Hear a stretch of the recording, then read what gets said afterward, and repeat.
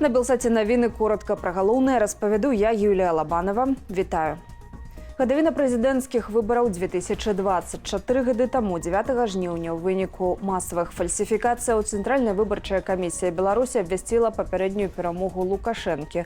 Ужо ўвечары беларусы, якія аддалі свае галасы за Святлану Ціханаўскую, выйшлі на масавыя пратэсты, што скончыліся наймаштабнейшымі ў гісторыі сучаснай краіны рэпрэсіямі.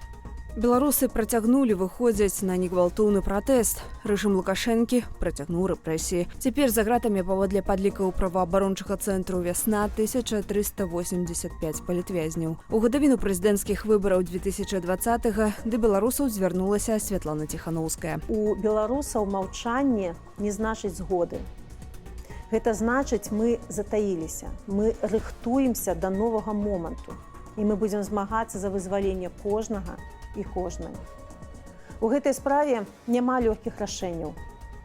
Неабходна выкарыстоўваць розныя метады. Галоўнае дзейнічаць зладжана і не даваць у гэтай справе нас паміж сабой пасварыць. Давайце памятаць, што мы адзін народ. Мы не павінны дазволіць рэжыму збудаваць паміж Беларуссю і Еўропай новую жалезную заслону. Вярнуцца ў рэчышча аб'ектыўных рэаліяў, прагматызму і дыалогу. Гэткую прапанову Міністэрства замежных справаў нашай краіны адрэагавала на заяву Еўразвязу да 4-й гадавіны прэзідэнцкіх выбараў 2020 у Беларусі.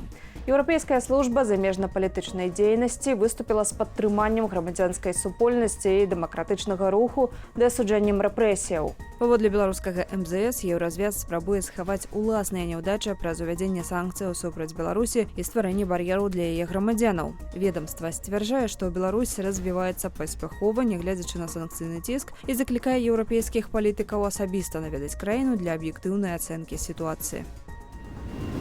Палітвязень Анджэй Пачобут не хоча пакідаць Беларусі без магчымасці туды вярнуцца. Пра гэта ў эфіры тэлеканалу ТВН24 заявіла кіраўніца канцылярыі прэзідэнта Польшчы Малгажата Папроцка.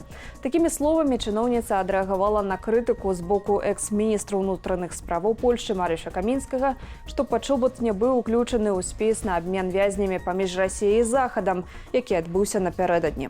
Малгажата Папроцка дадала, што прэзідэнт Анджэй Дуда прымае сітуацыю з беларускім палітвязнем блізка да сэрца і што кожны польскі ўрад намагаўся і намагаецца вызваліць Пачобута, але пакуль безвынікова. Разам з тым, польскі бок спадзяецца на поспех у гэтай справе. Анджэй Пачобут – журналіст і адзін з лідараў Саюзу палякаў у Беларусі. Летась Пачобута прысудзілі да 8 гадоў пазбаўлення волі ў калоніі ўзмоцненага рэжыму за нібы распальванне варожасці і заклікі, накіраваныя на нанясенне шкоды нацыянальнай бяспецы Беларусі.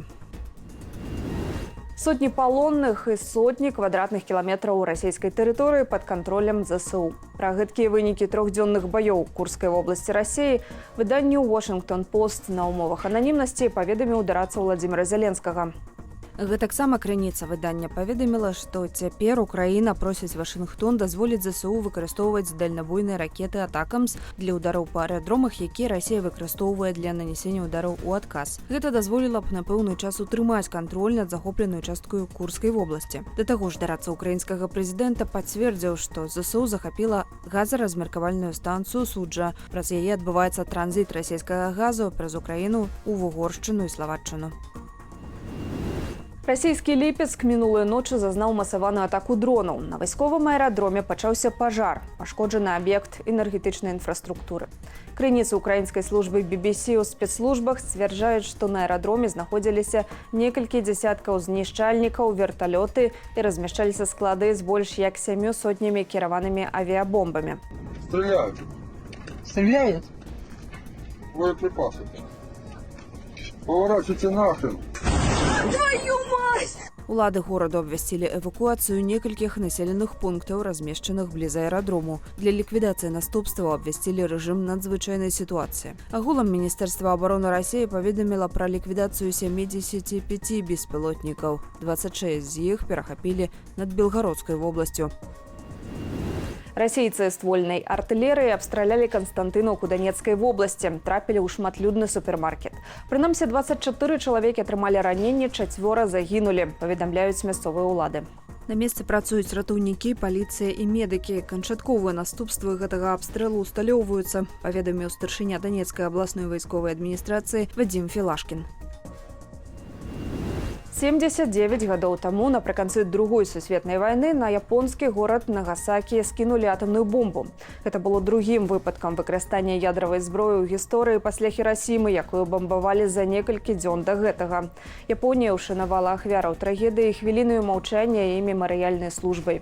Сёлета не абышлося без скандалаў. На жалобныя падзеі, апрача прадстаўнікоў Беларусі і Расіі, не быў запрошаны Ізраіль. Апошняе выклікала байкот з боку амбасадара Украіны ў групы 7. У выніку бамбавання Нагасакі імгненна загінулі каля 70 000 чалавек. Агульная колькасць ахвяраў, у тым ліку тых, хто памёр ад наступстваў радыяцыі, перавысіла 80 000. Трагедыя адыграла ключавую ролю ў завяршэнні Другой сусветнай вайны. Пра 6 дзён пасля бамбавання Японія заявіла пра сваю капітуляцыю, што знамінавала заканчэнне войны.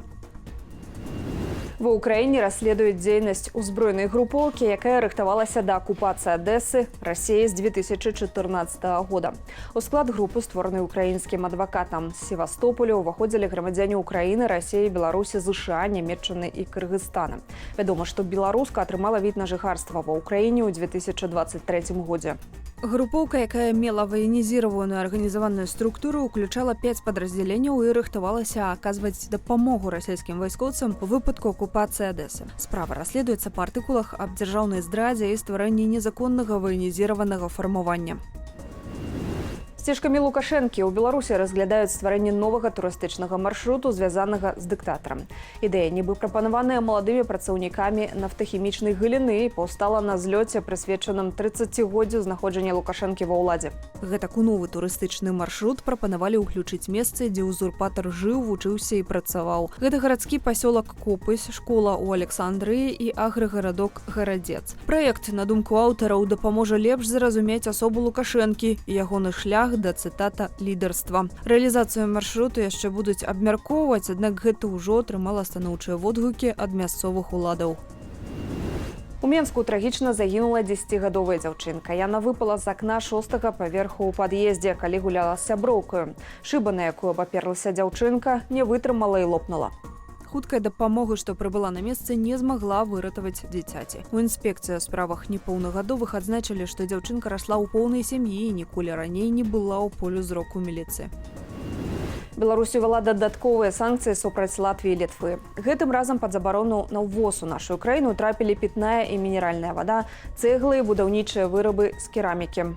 Папраўкі ўнеслі ў пастанову Савету міністраў нумар 700. Санкцыйны спіс тавараў, якія нельга ўвозіць у Беларусь, пашырылі нібы дзеля абароны нацыянальных інтарэсаў нашай краіны. Абмежаванні не датычаць тавараў, якія вязуць з транзітам Украіны і Еўрапейскага звязу, і тавараў, якія вязуць у якасці гуманітарнай дапамогі.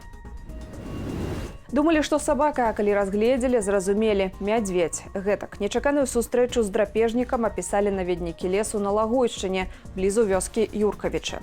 Беларусы знялі мядзведзя з аўтамабіля. Відэа змясцілі ў інтэрнэце. Карыстальнікі сацсетак здзівіліся, маўляў, рэгулярна ходзяць у грыбы ў гэтых мясцінах, але драпежніка ніколі не сустракалі. Прысутнасці мядзведзяў у гэтай мясцовасці раней паведамлялі іншыя жыхары. Касалапага бачылі ў Лагойскім, Смалявіцкім і Чэрвеньскім раёнах Менскай вобласці. Гэта ўсё ў кароткім аглядзе навінаў. Больш апавядзём у аб'ектыве о 20-й гадзіне. Заставайцеся з Белсатам.